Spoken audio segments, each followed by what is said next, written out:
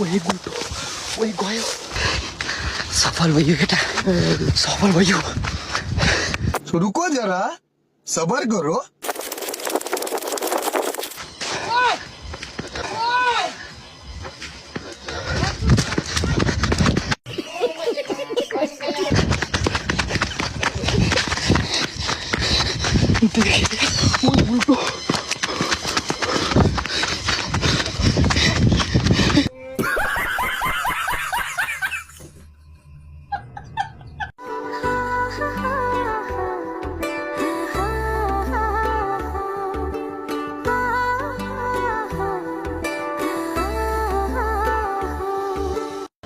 so hey fam welcome back to my channel I hope सबजना सन्चै आरामी हुन्छ होला म पनि एकदम फिट अनि फाइन छु भन्नुपर्छ अनि त्यसपछि चाहिँ नि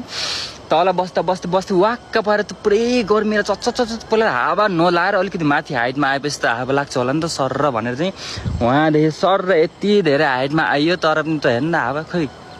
पुरै घाम तापको रम बढेको अब ज्वाला फुट्ला जस्तो भइसक्यो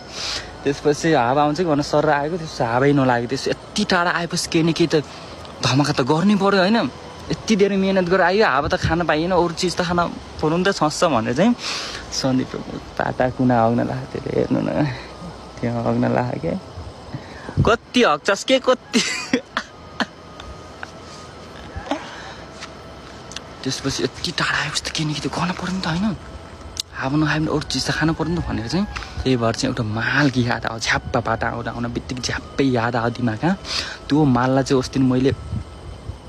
सफल सकेको थिइनँ नि त पुरै यस्तो ल्याएर हिँडेको थिएँ भेट्नु मात्रै आएको थियो नि त त्यही भएर त्यो माल छुटेको थियो नि त त्यही भएर त्यो माललाई चाहिँ रिटर्न लिनको लागि चाहिँ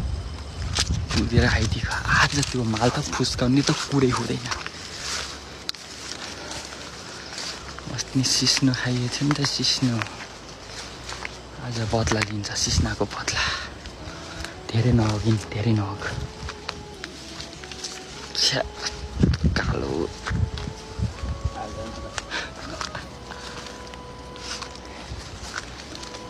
कतार जाने पुरै घाँसले भर्दै हात झाडे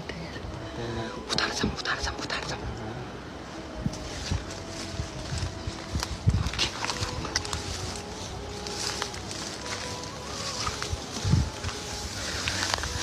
पहिला त मकै घारी थियो कहाँ लुकिन्थ्यो अहिले त छ्याङ्गै छ कहाँ लुकिन्थ्यो